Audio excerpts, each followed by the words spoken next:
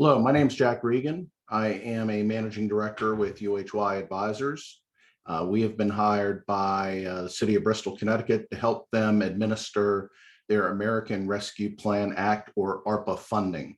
What we're going to do today is an addendum we've previously presented to the Bristol Cares organization with a specific focus on how to get the most out of your ARPA plan funds for the nonprofit community.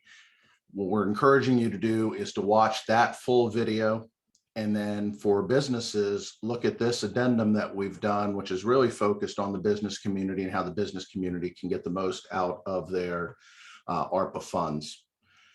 What we're going to cover is a little high overview of what ARPA funds can be used for. We'll talk about what the ARPA life cycle is going to be and your responsibility throughout the ARPA life cycle.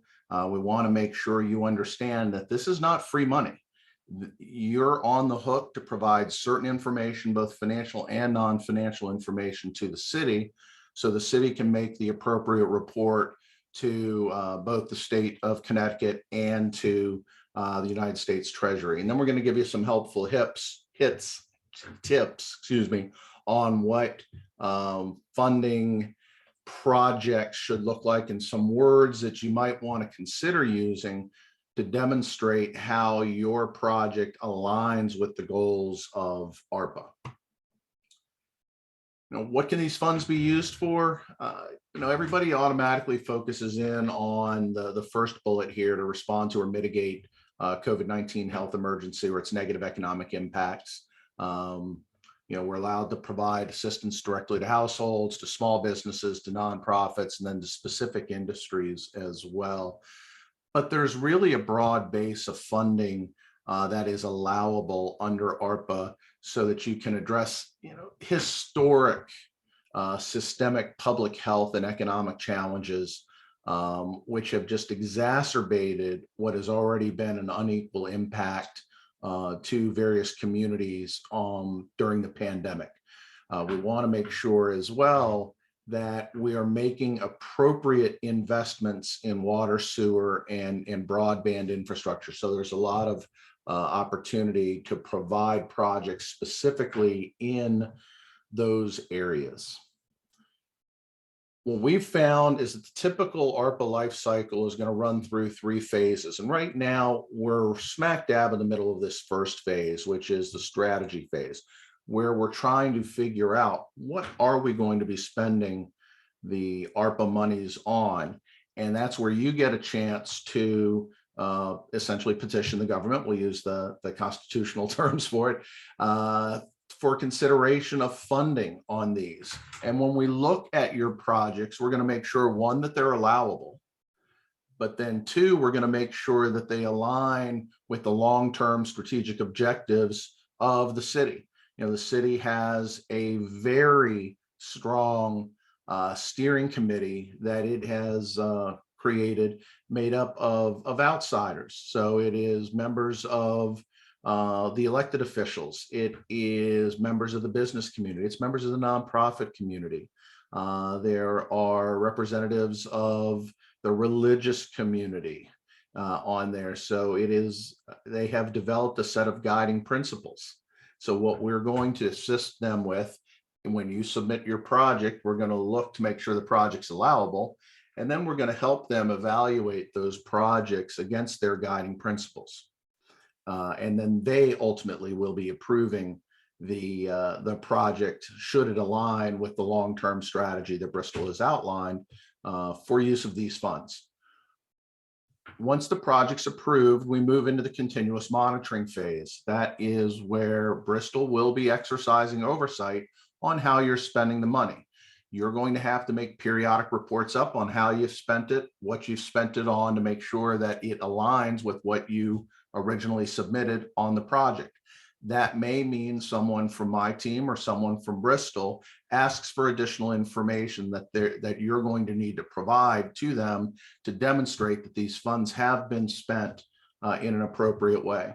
And then finally, transparency. We're going to take that information that you submit to the city, and we're going to summarize the results of it, and we're going to report it to the mayor, to the department heads, to the elected officials, and then finally we're going to report it up to U.S. Treasury, and there's going to be some public-facing reports so we can report back to our constituents to make sure that they understand what the money's been spent on, how well the money's been spent, and the results of that spending. So those are the three phases. And as you can tell, you have some responsibility. Once you've accepted these funds, you must provide this sort of information, and we're going to make sure that it gets into the contracts that get executed between you and the city to ensure that contractually you're required to submit that information to the city.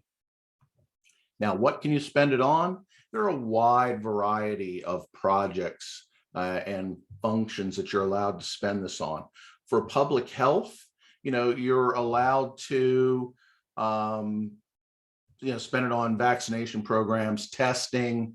You're allowed to spend it on capital investments or physical plant changes to public facilities that respond to the COVID-19 public health emergency, payroll costs, mental health costs. There's a wide variety of things that you can provide money to be spent to achieve these public health objectives. Keywords, if you believe that your project qualifies as public health: mitigate the impact of COVID-19. Demonstrate how your project is assisting a community that's been disproportionately impacted, whether that is a specific population, a group of households, or a geographic area. That's, using some of these words that we've presented here in your project abstract, where you describe what the project is going to do, is going to help demonstrate that you have aligned these projects with the goals of the American Rescue Plan Act or ARPA. You can also use them for to mitigate the impact of negative economic impacts. There can be programs directly to households. We're seeing a whole lot of job training programs that the business community is looking to implement. We're also seeing as well, you can see in 2.11 and 2.12, aid to tourism, travel, and hospitality, or aid to other impacted industries. That is spot on for what we believe most of the businesses are going to qualify under. So if you're looking for money to improve your business infrastructure to allow for, say, outdoor dining, or to improve a facility so that the ventilation system is better and is not going to help spread COVID, those are the sort of projects that fall squarely under 2.11, aid to tourism, travel, hospitality. So, as you're looking at your projects, I think 2.11 and 2.12 are going to be the best projects codes for a lot of these businesses that are going to be applying. If you're providing services to a disproportionately impacted community and you're trying to improve housing support or providing educational assistance, again, these are some project areas that I've seen some businesses working on providing, as well as you're justifying those projects. Again, it's going to mitigate the impact of pandemic-related recession on households. I'm seeing a lot of businesses apply and have specific programs where they're helping low-wage workers being assisted in the recovery. So you're creating a program to allow for additional low-wage workers to get either extra cash or to create jobs for those. Again, reducing some of these insecurities or reducing some of the longer term effects of the pandemic on economic potential. Another thing that we're seeing as well that businesses are using, if you can describe, especially if your business is in what's called a qualified HUD census tract, you're allowed you get some additional opportunity to be able to access these ARPA funds, and it's going to help you demonstrate the alignment of the project, especially if you can show how your business, your organization is serving historically underserved, marginalized, or adversely affected groups within the community. Those sort of words sprinkled in through your project abstract, your project justification, are going to help align your project with the goals of ARPA. We want to make sure, as well as you're doing this, that you're also focused in on helping close the gaps if you're serving a disproportionately impacted communities between certain of the communities that have seen disparate impact develop over the past generations and generations. We're also seeing a lot of opportunity for businesses to help improve the infrastructure of the community. So if you're a business that is looking to help serve, whether it's clean water, whether it's drinking water, whether it's broadband, these are the types of projects that we're seeing businesses helping the government develop and deliver these infrastructure investments that are going on. So in that, it's not all infrastructure projects incorporated in this. That's a different bill that's working its way through the Senate right now. But ARPA specifically addresses water, wastewater, sewer, and broadband. Those are the four categories that ARPA addresses. So you're going to want to make sure if you're asking for infrastructure money, it aligns with those. If it's outside of those four areas, it is not an allowable project under ARPA, and we will not be recommending to the city that the city approve any of those types of projects.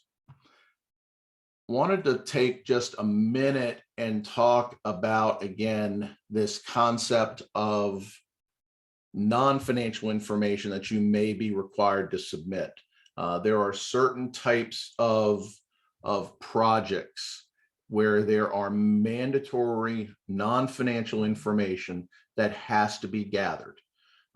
Household assistance, household support, but the one that you can see, the entire category of negative economic impacts. There are certain mandatory non-financial measures that you have to report to the city, so the city can report those up to the United States Treasury. So if you're running a job training program, you're going to have to show, hey, here's how many people entered the program, here's how many people went through the program, here's how many people finished the program, and then were able to get jobs at the end of the program. So you're going to need to show all of those various points of data. We're not going to be going through each one of these individually. If you have questions on whether or not a project that you are submitting for consideration is going to have some mandatory data elements that are being gathered, we've got some contact information at the end of this presentation where you can reach out to us and we can provide you with some individual assistance for consideration on those. But suffice it to say, you should plan on any of these projects being able to justify, once you've gotten the money, how you've achieved the goal of the project. And you should make sure that you know that that information is going to have to be reported up to the city. So again, this is not free money. You are on the hook for providing financial and non-financial information to the city on all this. I know I've said it several times, but I don't want folks, we don't want folks accepting this money and coming back 6 months later and saying, well, I didn't know I was going to have to report that up to the city. We're trying to make sure you're aware on the front end. And if you are uncomfortable with providing that information, you need to seriously think, candidly about whether or not you want to accept this funding or submit for this funding, because you have to report this information. It is a condition of the funding.